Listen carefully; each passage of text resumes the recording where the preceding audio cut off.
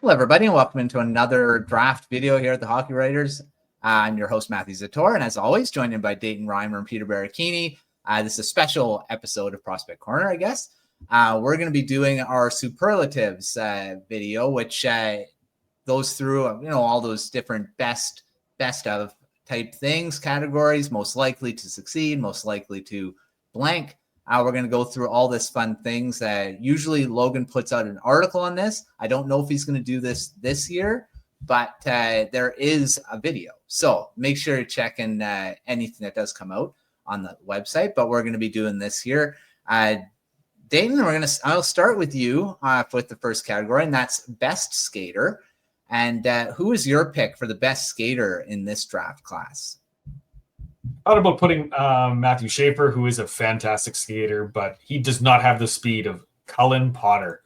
Man, that guy can skate. I don't think I've ever seen a faster skater. He gets such speed from his movement. He's highly mobile. He really attacks the play. Man, you got to watch out for him when he's on the ice. He's too fast.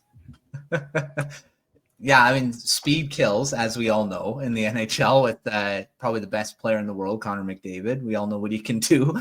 And, I mean, not saying Cullen Potter's in that category, but, you don't see what skating does. You need to be a good skater to be in the NHL, and Cullen Potter definitely is a great skater, maybe even exceptional. So he's going to be a first-round pick, most likely.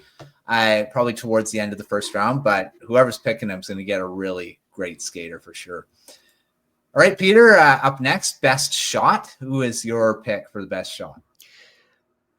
Yeah, kind of like Dayton. I was going back and forth with this one. I was going to go Cameron Schmidt, but I just can't pass over Anton Frondell. I mean, I know he's got that well-balanced toolkit. You know, he's part playmaker, part shooter, but the power and the release that he has in the open ice, even when he gets into the middle of the ice, it's just absolutely lethal. It's like a laser finding the back of the net every single time. He's got great power. He's got that accuracy. He can pick corners very, very easily. So Anton Frondell, to me, has one of the better shots, but there are other players in here that have that capability. Nisa, as I mentioned, Schmidt, but Frondell, I just feel like has that advantage just a little bit.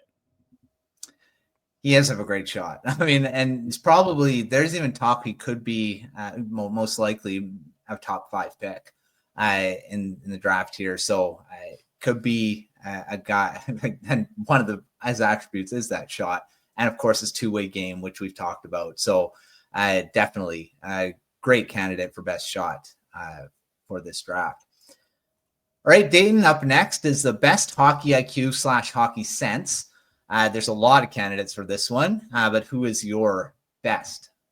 This one I didn't overthink. It's Matthew Zator. He's number one for a reason, and that's because he's one of the smartest players out in the ice. He played 17 games, and we are talking about him as the unanimous first overall choice for the NHL draft, to the point where it's like you wouldn't even dare take someone else. This guy has the greatest sense of what's going on the ice that I think I've seen in this entire draft class, if not for the last couple of years. He's a very well-rounded, complete player, and that's because he knows exactly what's going on. Very, very smart guy. And that's a great attribute to have, not just in a player, but as a defenseman, for sure. To be a top pairing guy, you have to have a high hockey IQ to be able to defend against the best of the best. And he definitely has been in the OHL so far, and will be doing it in the NHL in not very far from now, I would say too. I'll throw in a quick second place, Cole Reshny. He would be. I think he's the second smartest guy, man. He's a treat to watch. Yeah, he'd be a good pick for this one too. All right, Peter, best hands. Oh, I don't want to reveal it yet. You may have seen it. Best hands. Well, I'll probably get to it very quickly, and that's Justin Carbonneau from the Blainville-Barbillon Armada. And I remember the first few clips I saw of Carbonneau early on before the season started, and I'm like, okay, this guy has a pretty nifty set of mitts with his skill set. And throughout this season, even early on, it just got even better. I mean, he's absolutely creative and dynamic with his puck handling skills. It's like every single time he's dancing out there, the puck is on a string on his stick. He's able to maneuver in tight spaces very, very well. The puck he has excellent control. I'm just absolutely in shock and awe at how well and how fast of a pace he's able to do it, because usually sometimes players tend to like slow things down a little bit and try to deke their way and make their moves by slowing the pace of play. No, he's going full force every single time. So that's a big reason why he has the best hands in this draft. And most likely a first-round pick as well, maybe mid first round. A lot of people project him to go to the Montreal Canadiens, of course, because he is from that area. We'll see if that's where he goes. He could also go to another Canadian team, maybe the Ottawa Senators, like Dayton was saying in the draft preview video for the Sens. So definitely an interesting guy and has, according to you, Peter, best hands in this draft. So we'll see. All right, up next, best playmaker. Dayton, who is the best playmaker in this draft class? Once again, I think there's a really easy choice, and that is Jake O'Brien. This guy knows exactly where everyone is on the ice, and he knows how to get the puck to them cleanly. He is such a great passer. He put up 66 assists with the Brantford Bulldogs this season, and I think he's a big reason why Nick Martis hit, 71 goals? Yeah. I will confirm. Yes, 71 goals. He didn't lead the team in assists, but the way that he's able to find other players on the ice and the way that he's able to just move the puck, you have to wonder, like, is he seeing something that people aren't? Because he's able to, pick guys out of seemingly like through the crowd and get them the puck exactly when they need it. Another player with really, really good vision. And he's able to make that, I think, one of the best playmakers of the draft. And it's great. He's a centerman. That's a big attribute to have as a centerman, being a great playmaker. And definitely another potential first-round pick. Definite, I would say, first-round pick as well. A lot of these guys, because if they're the best, they're most likely to be first-rounders. So, all right, Peter, next up. I love this category, best compete level / work ethic. Lots of candidates here. Who's your pick? Yeah, you mentioned lots of candidates. So many names to choose from. Caleb Desnoyers, Brady Martin. The list goes on and on. Porter Martone. But you just got to give this advantage to Victor Eklund. I mean, he's been very consistent all year. He's very strong. He shows no quit in his game. Shift to shift consistency, it's always there. He's battling and hounding for pucks constantly. He wants to be a difference maker, and he wants that puck on his stick to make a positive impact every single time for his team. And it just shows every single time on the ice. Teams absolutely love players that compete hard and show that willingness to battle every single time. And Eklund does that regardless. May not be the biggest player, but man, he is always going to be a thorn in your side in terms of getting that positioning and winning those 50-50 battles along the board, in the open ice, you name it. He's going to want that puck on his stick every single chance he can get. Yeah, and if you've read any of the prospect profiles or anything, and I love or watch these videos, I love guys that have high work ethic, compete level, because you can get through some weaknesses in your game by just being a hard worker. And Eklund's got, of course, a lot more to his game than just his work ethic. Yeah. Lots of skill too. So definitely going to be something that teams look at for him, and definitely is in there for best work ethic. But like say, this category has a lot of candidates in there. You listed a few of them off, but there's a lot more there too. All right, this one's I'm going to go to both of you guys, although this is a unanimous decision for this one. Most likely to succeed in the NHL next season, not in their whole career, but just for next season. Dayton, I'll start with you. Who is, well, I guess it'll be both your picks. Who's the one? Rock, paper, scissors? You want me to take this? Do you want to take it? Yeah, you can take it. It's Michael Misa. There's a reason that he was projected to be a potential first overall pick and is widely considered the second best player, if not, some still have him as the best player heading into the draft. He was an exceptional status prospect with the Saginaw Spirit in 2022-23, won Rookie of the Year, and maybe didn't have the greatest sophomore season. And by that, we mean he scored 29 goals and put up 75 points in 67 games as a 16-year-old. So, disappointing. Because this year he finally found his game, I guess, and put up almost a goal a game, 62 goals in 65 games, 34 points. This is a kid who has thrived against tougher competition, and he is a very strong player already. He plays a very complete game.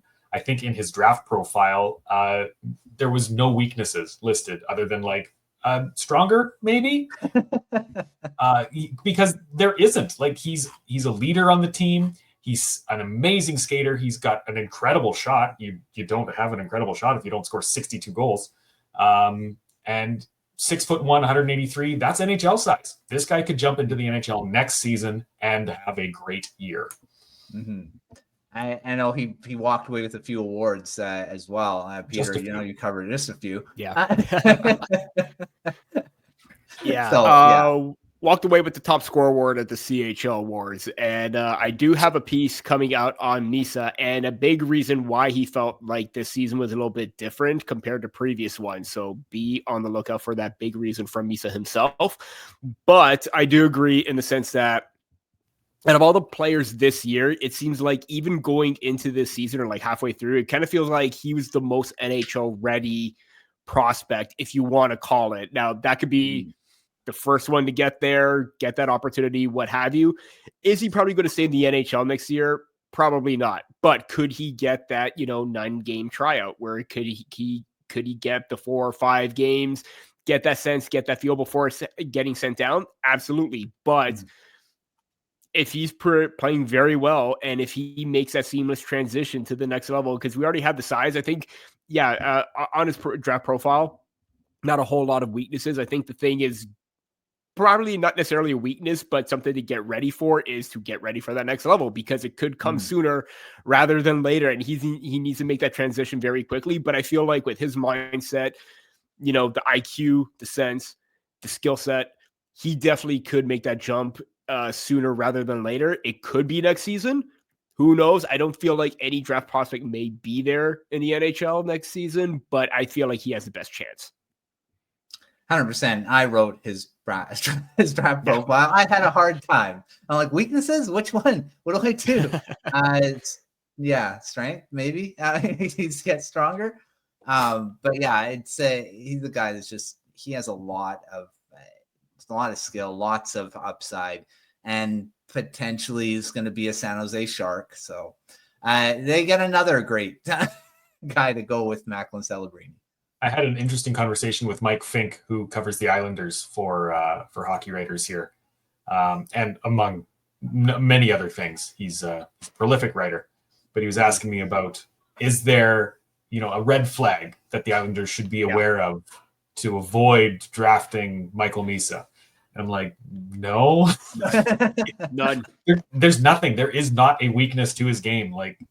If you want to talk about potentially adding some more strength, maybe adding a bit more speed, but those aren't red flags. Those are things that will come with time. Yeah.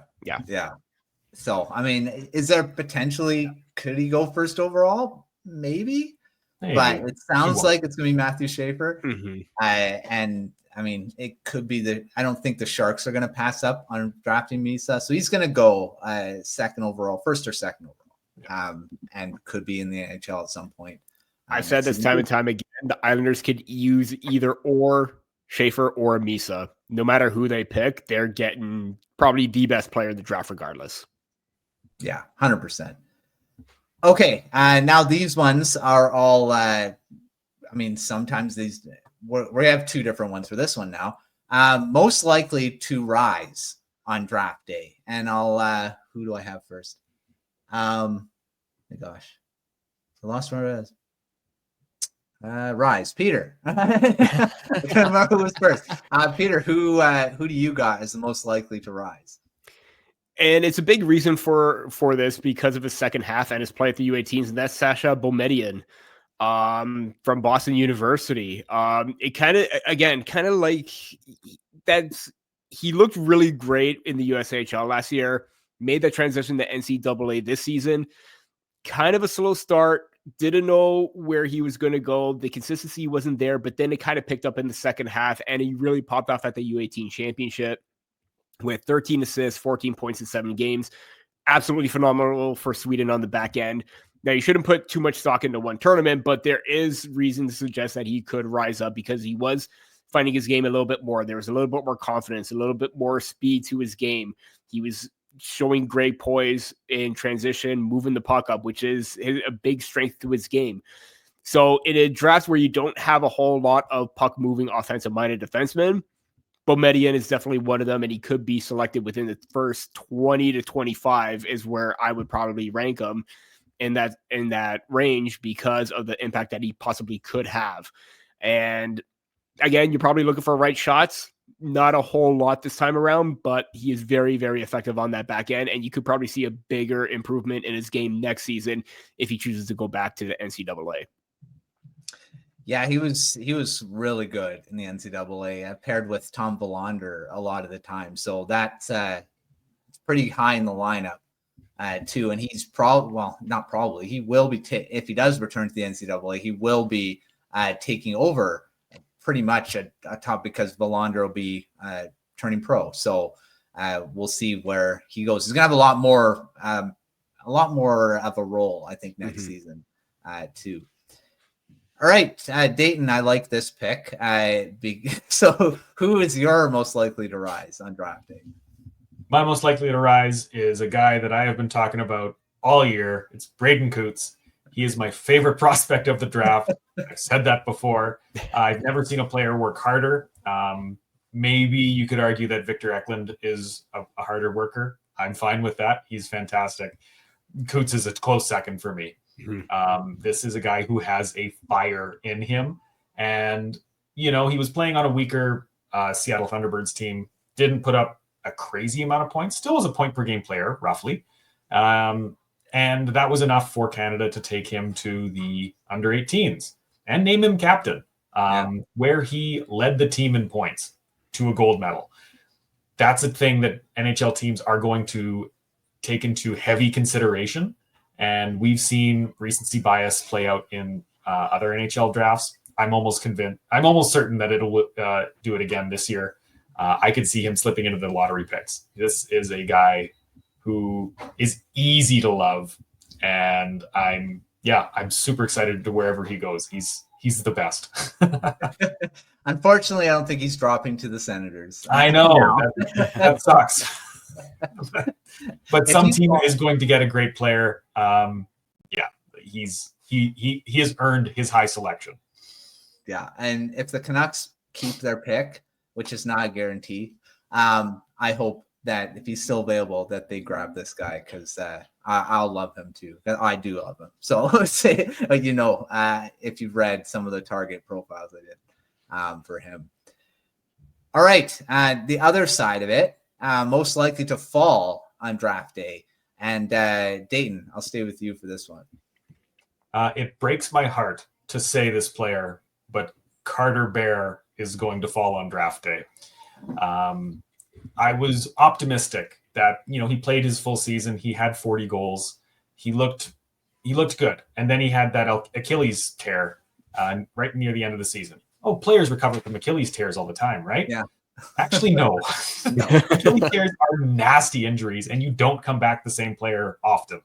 I did a little bit of research, and this will be mentioned in my draft ranking coming up. So a little bit of a sneak peek for people.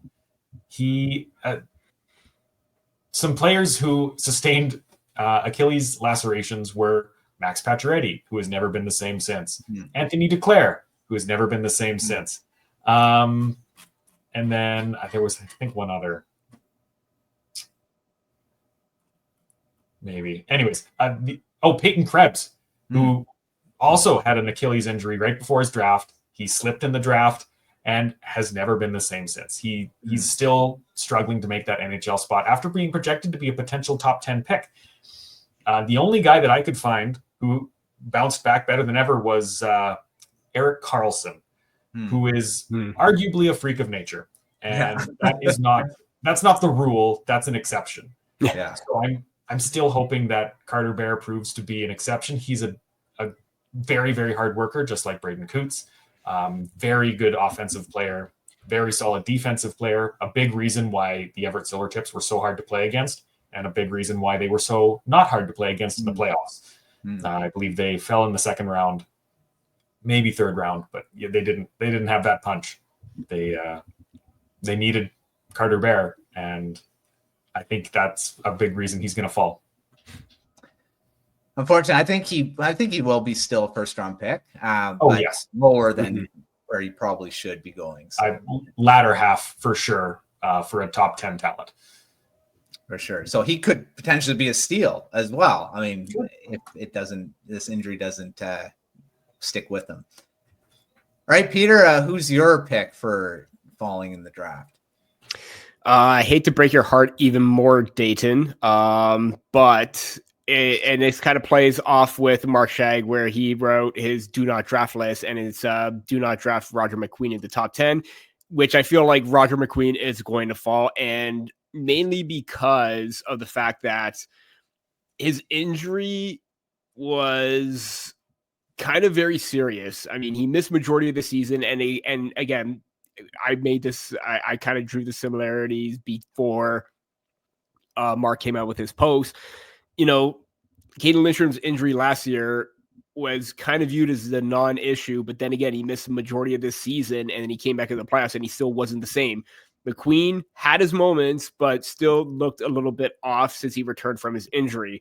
So I kind of feel like teams may be a little bit wary about not necessarily about his game and his skill set, but because of the injury. And one bad injury could be a big reason why you may fall, similar to Carter Bear with his Achilles. You know, this is, something that teams are going to be wary of, and it may ward them off, or the player may fall in the standings not because of their game, but because of what affected them and what ailed them.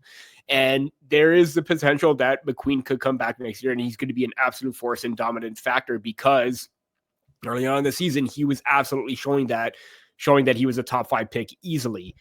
But I wonder if teams are going to have that reservation because of what happened last year with Lindstrom, what's happening this season with Bear, and also with McQueen. Yeah, I mean, I don't think he's going to fall like too bad, but he could definitely fall into the 15 maybe. And if that happens, there's another one. The Canucks would be great to pick him if it does fall into that range. I don't think so. I think he probably goes a little after the top 10, but definitely should have been a guy that was drafted maybe around the top 5 area, and that's probably what's going to happen now. All right, we like our underrated prospects here to finish off. So I'll start with you, Peter. Who is your most underrated prospect of this draft? I am not going to stop shutting up about this player until he gets the respect that he deserves. And it still seems like no one is giving him the respect that he deserves, and that's Bill Zodin. I have been a really, really big fan. And we talk about players with motors like Coots, like Eklund.